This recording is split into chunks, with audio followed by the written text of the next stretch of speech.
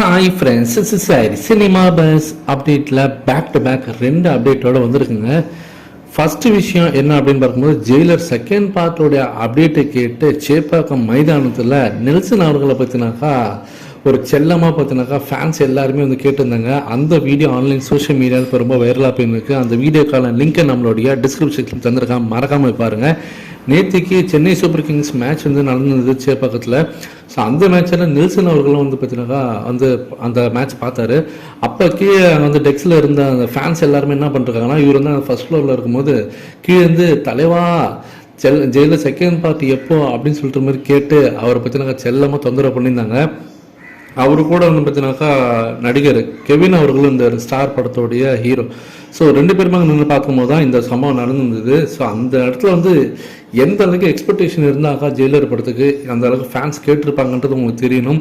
So அடுத்தது ஜெயிலில் second part தான் அவர் எடுக்க போகிறான்றது எல்லாருக்குமே தெரிஞ்சு போச்சு அப்படின்னு தான் நான் சொல்லுவேன். அடுத்தது ஒரு முக்கியமான விஷயம், ஒரு மலையாள படத்தோடைய டீம் வந்து பார்த்தீங்கன்னாக்கா சென்னைக்கு வந்து ரஜினி சாரோட ஃபேன்ஸை வந்து கௌரவிச்சிருக்காங்க.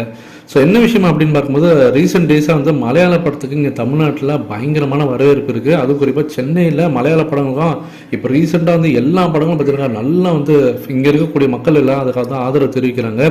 எல்லாருமே அந்த படத்தை வந்து விரும்பி பார்க்குறாங்க. ஸோ அந்த வகையில் பார்த்தீங்கன்னாக்கா குட்டீஸ் கேங் சொல்லிட்டு ஒரு படம். ஸோ அந்த படத்தோடைய படக்குழுவினர் தான் இப்போ சென்னைக்கு வந்து ரோஹிணி சினிமாஸில் ரஜினி சாரோட ஃபேன்ஸை கூட்டு வச்சு அவங்களுக்கு வந்து கௌரவம் தெரிவிச்சிருக்காங்க. ஸோ அவங்களுக்கு வந்து பார்த்தீங்கன்னாக்கா சில விஷயங்கள்லாம் பண்ணியிருக்காங்க. அந்த செலிப்ரேஷன் வந்து ரொம்ப மாசாக வைரலாக போயிருந்தாங்க அந்த வீடியோஸும். அவங்ககிட்ட கேட்கும்போது, ஏன் நீங்கள் குறிப்பாக ரஜினி சாரோட ஃபேன்ஸ் வந்து இப்படி கூட்டு வச்சு கௌரவிக்கிறீங்க, மற்ற ஃபேன்ஸும் தானே இருக்கிறாங்க அப்படின்னும் போது, அப்படி கிடையாது.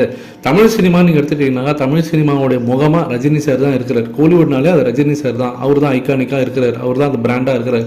அப்போ அவரோட ஃபேன்ஸை கூட்டு வச்சு நீங்கள் கௌரவிச்சிங்கனாக்கா ஒட்டுமொத்த தமிழ் சினிமாவே நீங்கள் கௌரவிச்ச மாதிரி தான் அப்படின்ற மாதிரி அந்த டீம் சொல்கிறாங்க. ஸோ இதை பற்றி உங்களோட கருத்துக்கள் என்ன அப்படின்றத மறக்காம கீழே சொல்லுங்கள் ஃப்ரெண்ட்ஸ்.